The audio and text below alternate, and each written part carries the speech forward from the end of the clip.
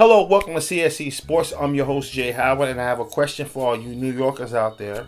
That's right, I'm going to talk about your Brooklyn Nets, not the New York Knicks, but the Brooklyn Nets. And the question I ask all you cats out there, are the Brooklyn Nets a threat in the East? When you think about the East right now, you think about Miami Heat, New York Knicks. You think about the Bulls, and you think about the Pacers. You know what I mean? Boston, you might think a little bit. You think about the Eastern Conference. But are the Brooklyn Nets a threat? When I think about the Brooklyn Nets, I think about Jay-Z, of course. Big ups, Jay-Z. I think about Jay-Z, but I think about the roster and the money they spent. When I look at the starting five, we got at point guard, Deron Williams. At 2, Joe Johnson. At the 3, Gerald Wallace. At the 4, Chris Humphries. 5, Brook Lopez. Now, PJ Carlesimo has been shaking up the lineup, so Gerald Wallace plays 4 every now and then, and he's going back and forth. But pretty much, as far as the money and contracts, this is the starting five that they built for the Brooklyn Nets. So, are they a threat? That's the question that I pose. They're a threat if they knew how good they were, and if they can get the right starting five on the court every night. When you think about intangible players, you know, the players that they don't really have a spotlight on them, but they do so much for the team, like Reggie Evans and Marshawn Brooks. Those players help out in so many ways, but you don't really see it. One thing I want to bring to attention real fast in this video is the numbers of Reggie Evans. Reggie Evans is playing like 28, 29 minutes per game. 26, somewhere up in there, from 26 to 29 minutes per game. And he's averaging 10 rebounds coming off the bench. We look at Brook Lopez's game. Brook Lopez is not a rebounder by any stretch of the imagination. He's not a rebounder. Chris Humphries is only averaging 5 rebounds per game this season.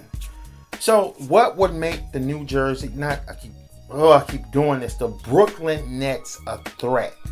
If I said New Jersey throughout this video, it's a mistake. I got to get used to it. What will make the Brooklyn Nets a threat? I think it's the right starting five on the court will make them a threat because they have the talent. Early in the season, the stunt that Deron, whatever his name is, pulled about, talking about he didn't want to be ISO'd and all that stuff and whatever. I think they got over that. They got Avery Johnson out of there.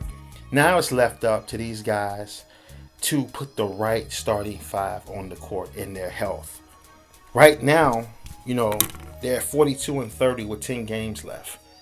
You know what I mean? So they have to figure it out to be a threat. And I'm going to close this video saying this. This is the starting five that I'm going to go with. That I think if they can stick to the starting five, they can create a chemistry. The big man, Brook Lopez, will have space to work with. Maybe he can rebound more.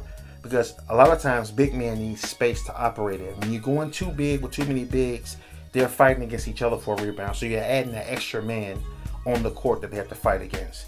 This is the starting five, then I'm out. Deron Williams at the 1. At the 2, I'm going with Joe Johnson. At the 3, Gerald Wallace. At the 4, I'm going with Reggie Evans because of his passion, his defense. He's a dog on the boards. And I'm going to go with Brook Lopez. This starting five, to me, everybody have their own space. They have space to operate their games in. With Joe being at the 2 and Gerald Wallace being a wing guy, they're going to play apart from each other. So Joe can have his one-on-one ISO moments.